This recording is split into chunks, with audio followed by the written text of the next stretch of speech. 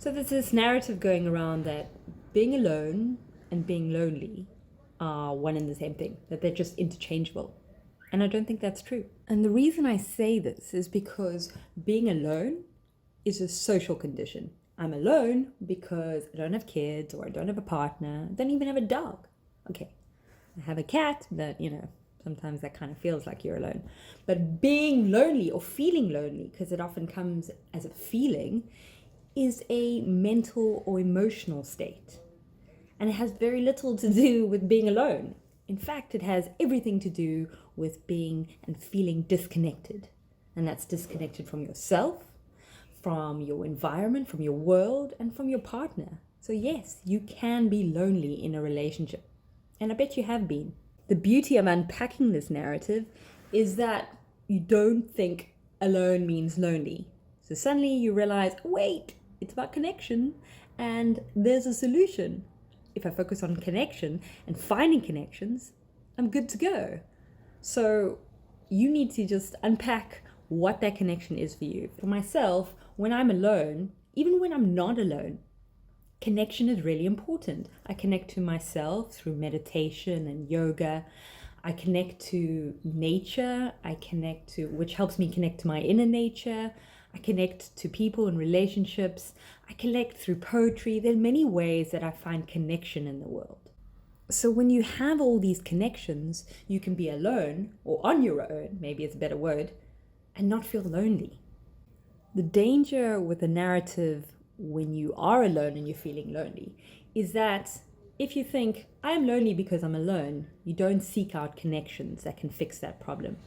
Instead, you look for a relationship that will give you that connection to fix the problem. And that's a problem. A big problem. And the other challenge is that if you are alone and you're feeling lonely, what do? Yes, you retreat even further into yourself, into your own world, into technology, into addictions, into depression. And then it reaffirms that you're alone, which makes you feel lonely, which reaffirms that you're alone, which makes me, and then you're just in a loop. And then it becomes, of course, a self-fulfilling prophecy. That's what narratives do. No matter what the narrative is, it's a self-fulfilling prophecy. Once your narrative becomes a self-fulfilling prophecy, again and again and again, it becomes a pattern. Hello, pattern! So you might think there's no danger of this narrative if you're in a relationship.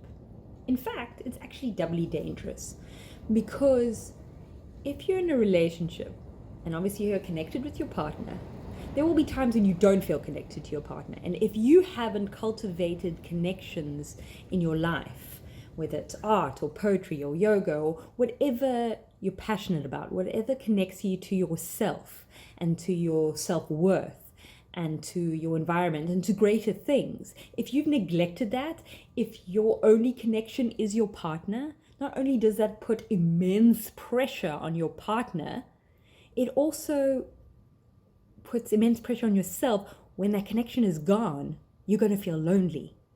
So I really encourage you to find whatever tools work for you and then work them, and don't give up on them, no matter what.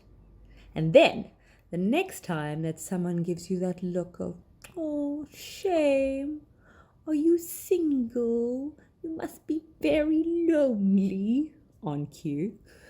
Look them in the eye and say, no, I'm not lonely. I'm alone. And I know the difference.